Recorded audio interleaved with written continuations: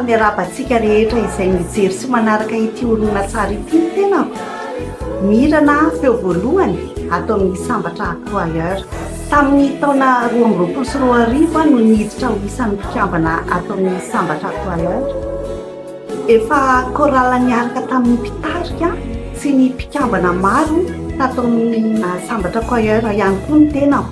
Eny hoe antsoiny tompo hoa afahako mivelatra sy mitombo amin'ny fitorianan'ny filazantsara sy ny fitiavan'Andriamanitra amin'ny alalan'ny hira ny midirako tatao amin'ity loty ity, ankoatran'ny asa fanompoana izay efa ataoko ihany koa. Ary nanamafy ny fahatsapana tato anatiko hoe hafa ihany ny midera sy ny hira ho an'Andriamanitra, araka ny hirany antatiana hoe alepy ihany ny midera. Ny faniriako dia mba hisy olona ho voakasika sy andray aim-panahy amin'ny alalan'ny hira izay asain'ny tompo hirainay. Ny tanjoko dia mba hitombo ny talenta amin'ny fihirana sy fiderana an'Andriamanitra, ary indrindra dia mba ho akasitrahan'Andriamanitra sy ho fanomezana voninahitra an'Andriamanitra hatrany, ary ho Jesosy hatrany koa no hita rehefa mihira sy midera ny sambatra Acquailleur. Makasitraka anao ny jery sy miaino izao olona tsara izao dia manantena eo aminao any an-danitra.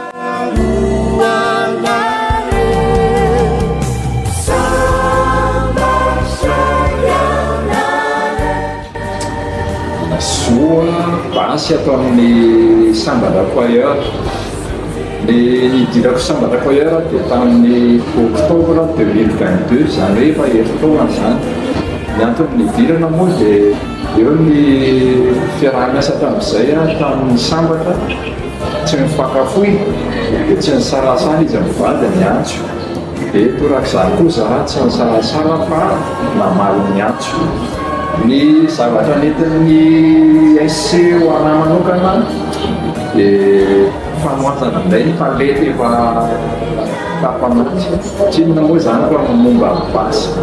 Izay moa efa nisy fotoana niaraka aman-taona maro dia izay resaka basy izay no tena hitako hoe talenta azo, dia fanamafisana an'izany no anaovako SC.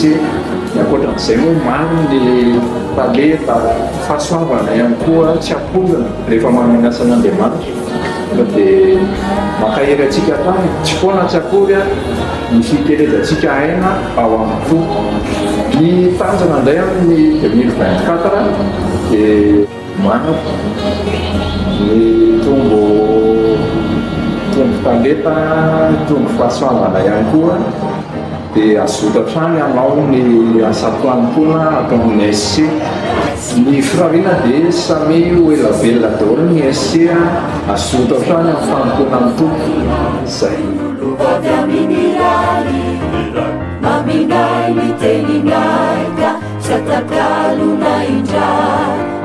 Ianja toy izay mivoa atao amin'ny SC, inona no tonga hiditra SC antson'Andriamanitra ilay izy.